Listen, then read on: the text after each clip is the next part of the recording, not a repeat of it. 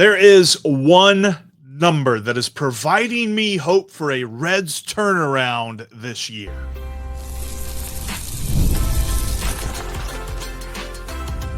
You are Locked On Reds, your daily Cincinnati Reds podcast, part of the Locked On Podcast Network, your team every day.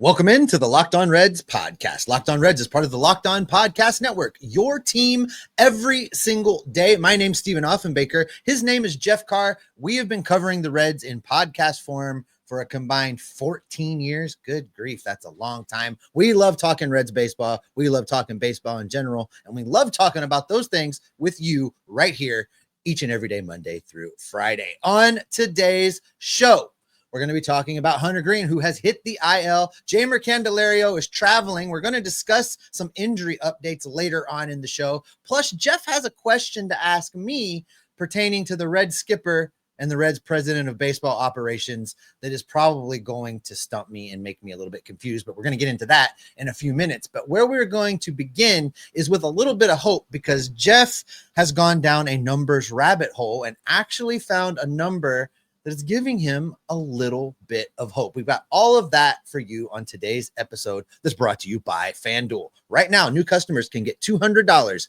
in bonus bets when your first $5 bet wins. Head over to FanDuel.com today to get started. All right, Jeff, let's get started with some hope, because I want to tell you I am in trouble all the time with Auntie Darlene because we are just way too negative. There is no hope. She has scolded me every time I've gone over. So help me with some hope. There's Help a number, me, Obi-Wan Kenobi. You are my only hope. Yeah, here we go. It's a number that has pulled me from the depths of realism. And trust me, I don't like being realistic when it comes to this team. I like being optimistic, but they've been beating me down this year, Steve. And they are currently 30-33. Do you know why that gives me hope? Do tell. Because in Terry Francona's first year as Cleveland Indians manager, after 63 games, the Indians were 30-33. The Indians that year, Steve, and they were the Indians back then, not the Guardians. This was before they changed their name. The Indians finished that season with 92 wins. Now, they went on a crazy stretch, and their pitching was the second best in all of baseball after that point. But going up to that point, their pitching was in the bottom third, and it was their lineup that was carrying them. While that's a little bit different for this Reds team, their lineup is the reason that they are 3 games under 500, not their pitching. I believe that in and of itself is a good sign that the lineup can work on its stuff, get better, and improve, while the pitching just maintains what it's doing. I believe that Terry Francona is using this year as that sort of a year where, yes, ideally we make the playoffs, but this 30-33 is not a surprise to him. It's not something he has not faced before. So your hypothesis is that he knew coming in this was a 500 It's to be a struggle, barely sub 500 team that was going to have to scratch and claw. Yes. And I don't know that that's wrong.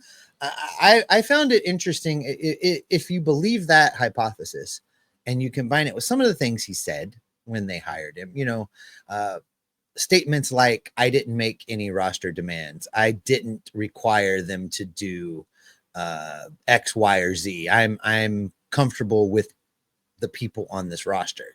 Maybe he did feel like he was going to come in and spend the first year trying to break some bad habits and trying to trim some dead weight and trying to let the course correct a little bit and then really get into it next year. I think he wants to win now. I think he wants to make the playoffs now. Are they going to win 90 games this year? I find that hard to believe. I'm not saying that. And I would love what's in your whiskey glass if you're really thinking that. But this team is capable of making the playoffs. They're nearly 10 games out now in the division. I think the division is going to be a challenge. There's a lot of time left. There's a lot of baseball left. Stranger things have happened. But looking more towards the wild card race, they're 5 games out of the wild card right now. That's doable. There's a lot of baseball to play. Hope is not abandoned, Maybe is that the new shirt?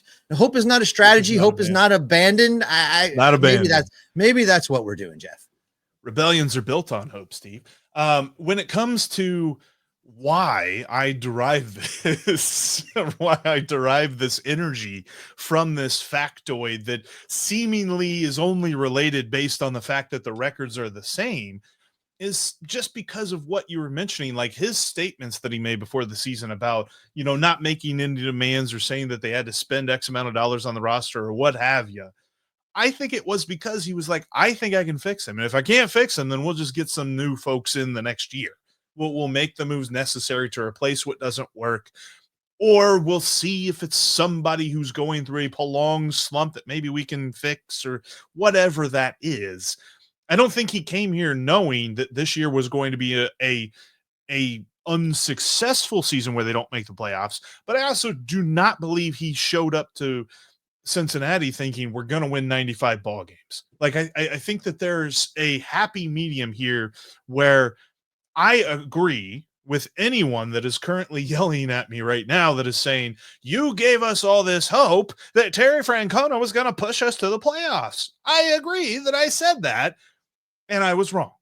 But I don't think we're out of it. You're not wrong. Now, we pushed more towards the Reds could win this division. And on paper, at the beginning of the season, the Reds could have won this division. That wasn't a stretch. They can still make the playoffs. And, I've said time and time again that there's only one team in baseball every year that has a successful season. And that's the team that wins the World Series. Making the playoffs is not success. Winning a playoff series is not success. Winning the World Series is a successful season. Now, everything else is building blocks to that success. So you get in the tournament. That's a check mark on your list. You win a playoff series. That's a check mark on your list. Now you go try to win another playoff series and another, and maybe you stumble into a successful season. So Terry Francona, the verdict's still out. As long as he makes the playoffs, the chance for him to be successful and have a successful year is still alive. So until the Reds are eliminated and the season is over, we can't say one way or the other. If they win a wild card versus winning the division and then go on and win a playoff series, I don't care how they got there. Doesn't matter to me. They just need to get in the tournament. So I'm willing to, the Cubs are doing whatever the Cubs are doing. I still think there's a crash coming with them. Someday we'll win a series against the Milwaukee Brewers. Maybe in my lifetime, I'll get to see one more. I don't know at this point. Maybe my grandchildren somewhere down the road will get to see the Reds beat the Milwaukee Brewers in a baseball series. I don't know, but we can focus in on this wild card. It's still within the realm of possibility.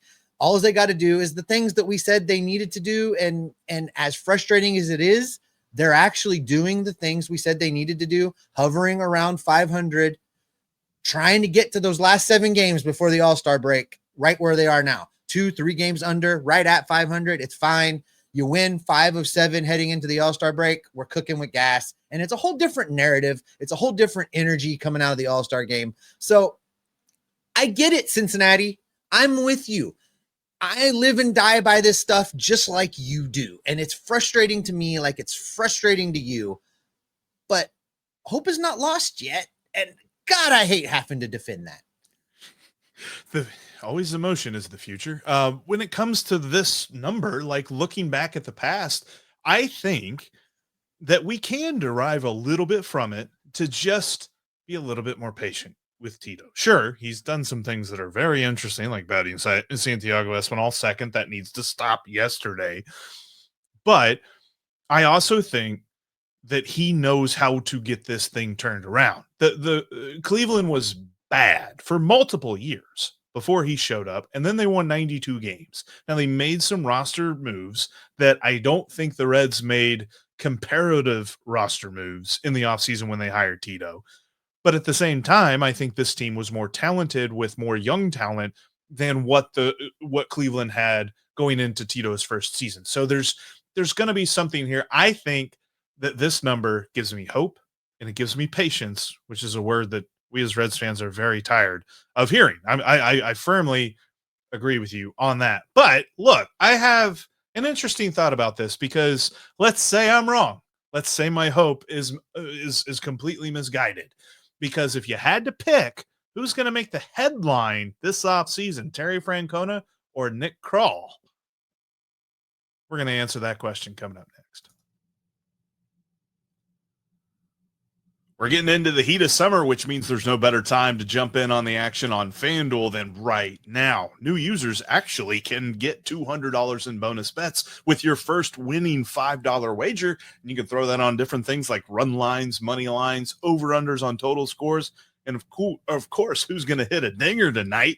You also got Dinger Tuesdays that give you that bonus on the home run props. Got to check those out. I'm also looking at some division futures because FanDuel has some updated lines on the division, and man, they don't think the Cubs are going to lose the NL Central. They got odds on the Cubs to win the NL Central at minus 410. Yeah, so you're saying there's a chance. Well, Cardinals are the second at 6-1. Milwaukee third best at 9-1. The Reds are at 41-1. And the Pirates, well, they gave them a number for some reason, 500-1. Yeah, those are your odds over on FanDuel. Doesn't look like the Cubs are losing the NL Central. Check them out today. FanDuel is America's #1 sports book. Thanks for always making us a part of your everyday routine. If you are not an everydayer, make sure you hit that subscribe button. Become an everydayer. We've got so much Reds content for you all throughout the year. Come rain or shine when it comes to this team. We'll be here for you each and every day talking Reds baseball. Plus, you can also get Tim Daniel on the Reds Postcast. Goes live at the end of every Reds game. All right, Steve, so talked about a little bit of hope. Something that I believe that based on Tito's past, we can glean from. Let's say I'm wrong. Let's say this continues. They finish under 500. God forbid it gets worse. Let's say they finish around 75 wins.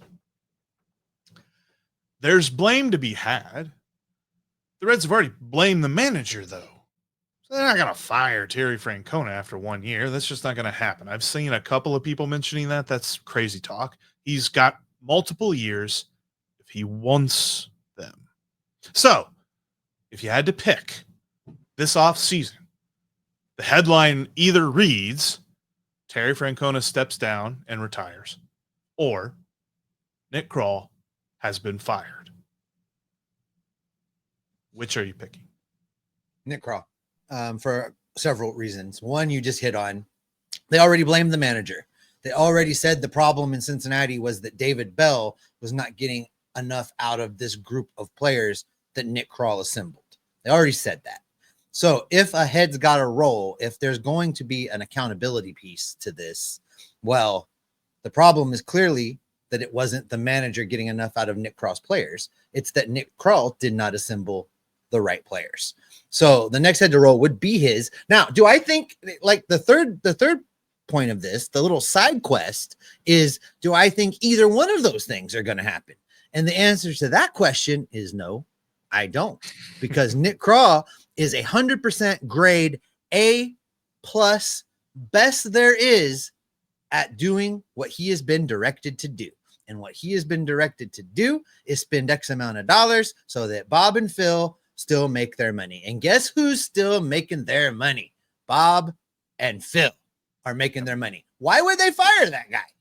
Understand that it's not like the old days. In the old days, no matter what baseball executives tell you, it's not that way now. In the old days, attendance mattered.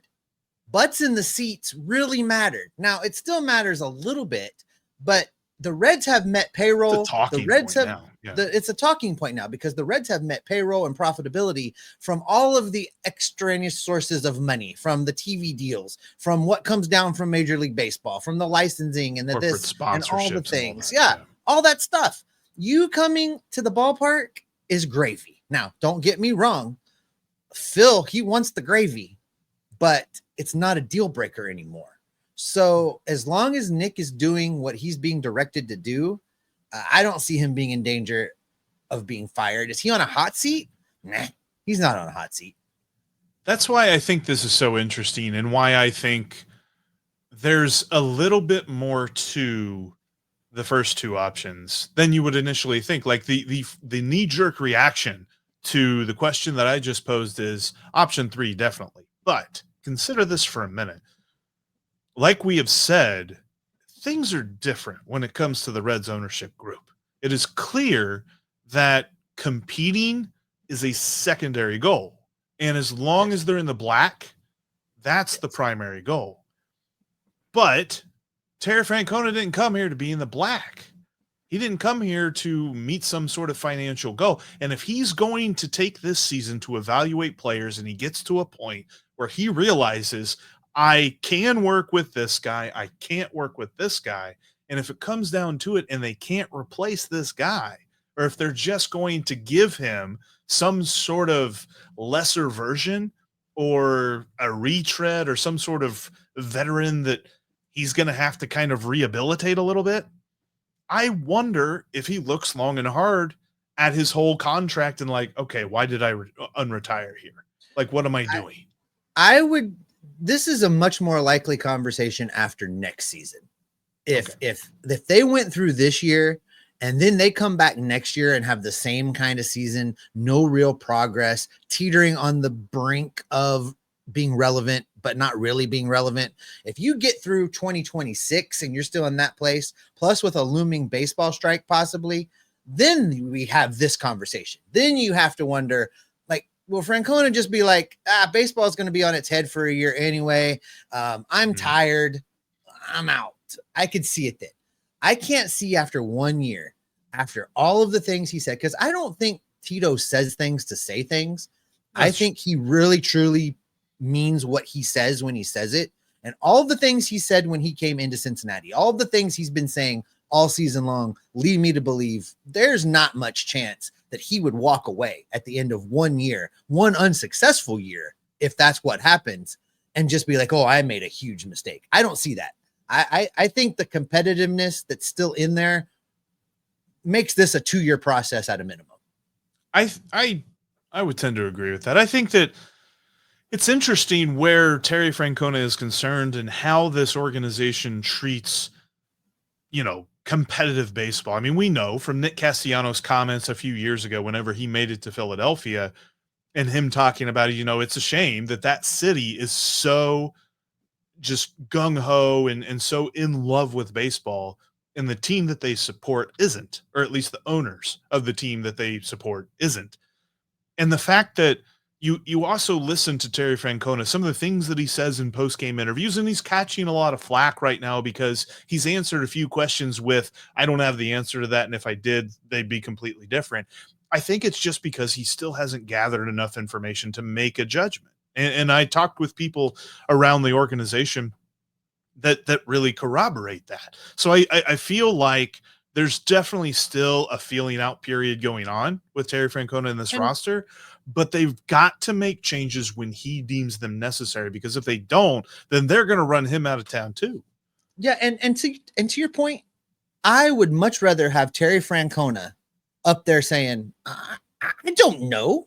If I knew that, I'd be winning a World Series right now. I don't know.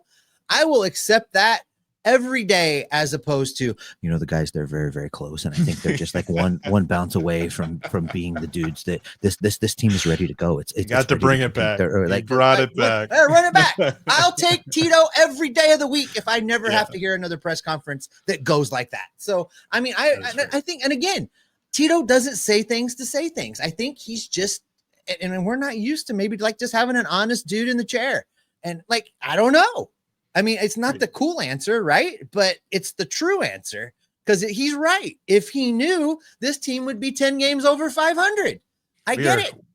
We are not saying the cool things on this podcast. We're saying patience and I don't know. I mean, I feel like I feel like my parents are gonna pop around the corner and just be like, yeah, we'll see on that. Like, yeah, I always hated that too. We'll see. Like, that's not an answer. Right. Don't give me that. All right, Jeff. Here's the deal. The Cincinnati Reds have had quite an interesting season. They're frustrating and fun at opposite ends of the spectrum. You never know what you're going to get depending on the day. But there is help coming. There is news. Reinforcements are not that far away. And we're going to talk about injury updates coming up next.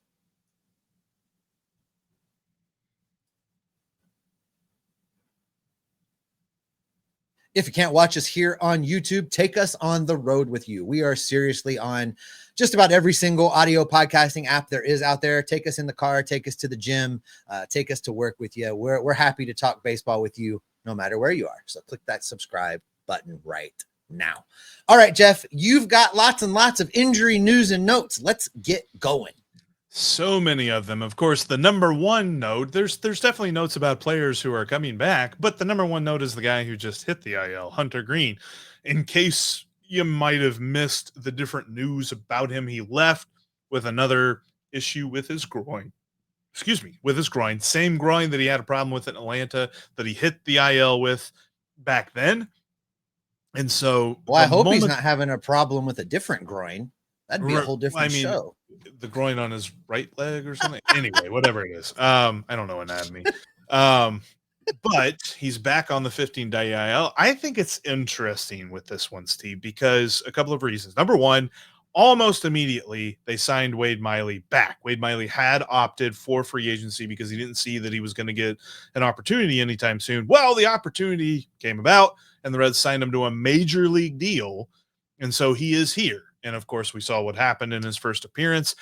Terry Francona said after the game that is the plan. They wanted to get him work come hell or high water because they want him to start on Monday. So get ready to see him pitch against the Guardians on Monday.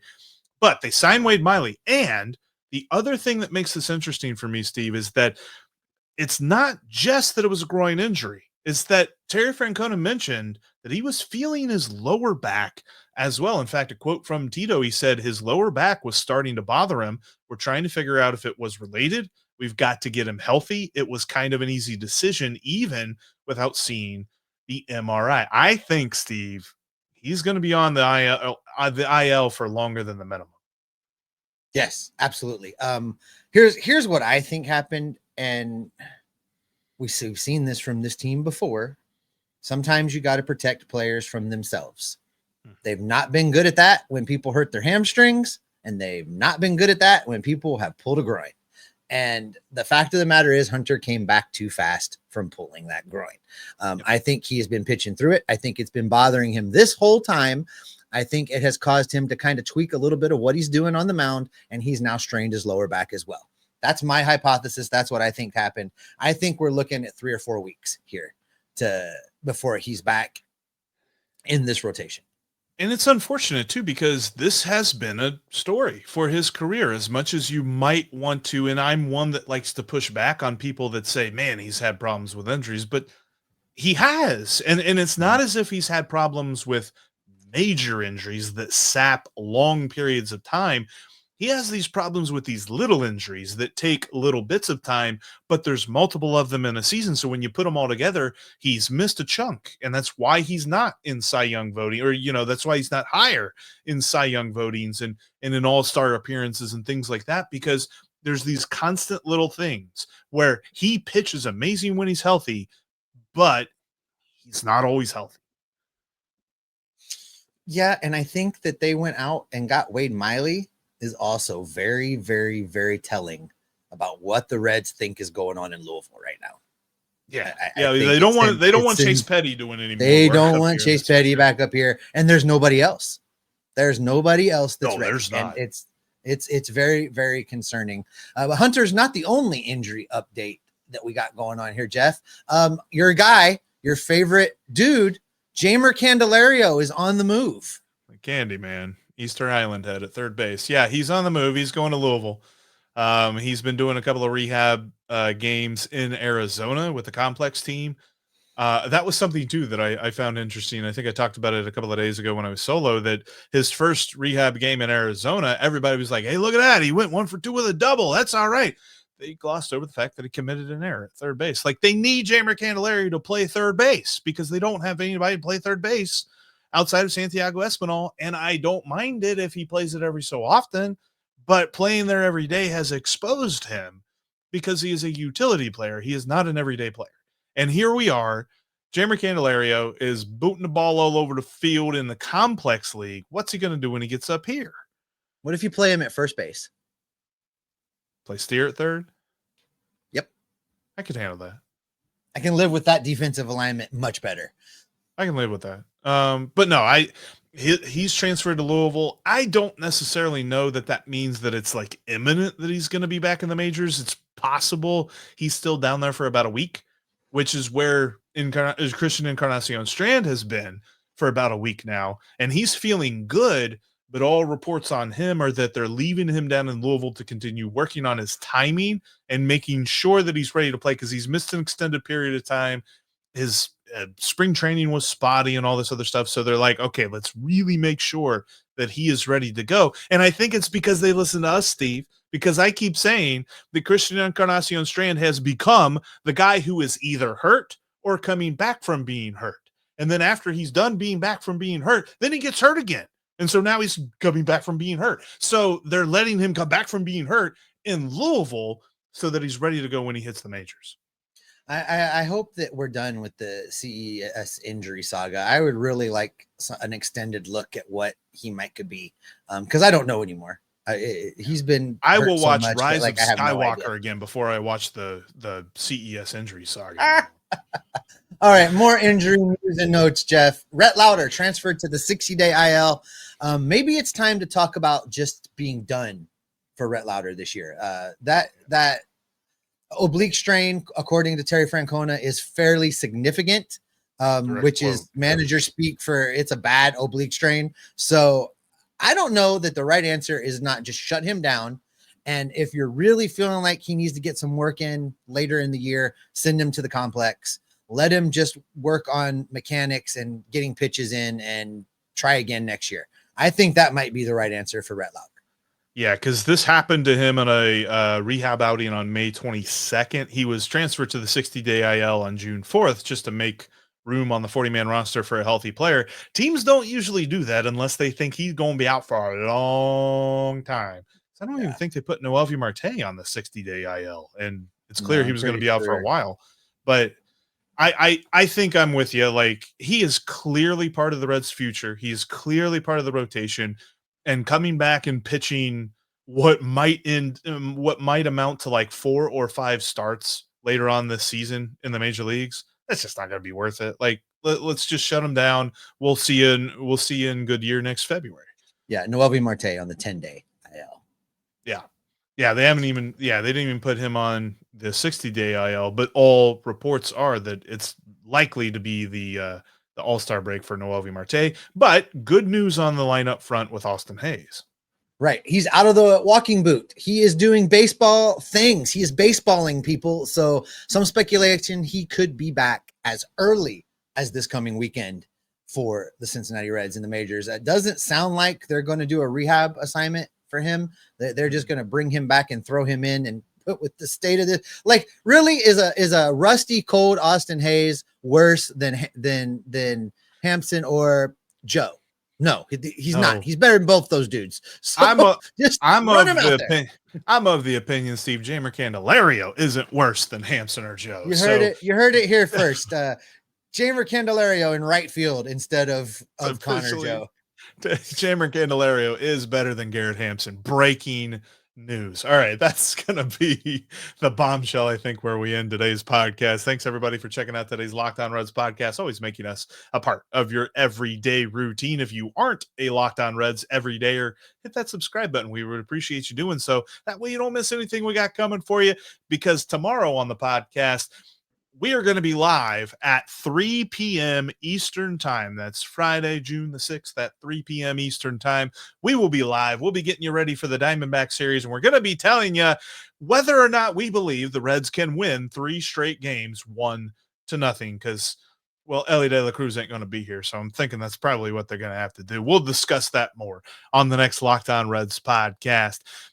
Make sure you check out Tim Daniel live after every Reds game on the Reds Postcast. And now that we're done here, go check out Locked On MLB Game Night over on the Locked On MLB channel. They watch every game every night so that you don't have to. Steve, what can people expect from you and me?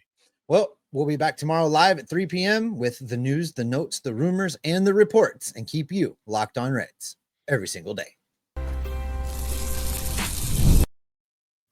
That was the wrong button, brother.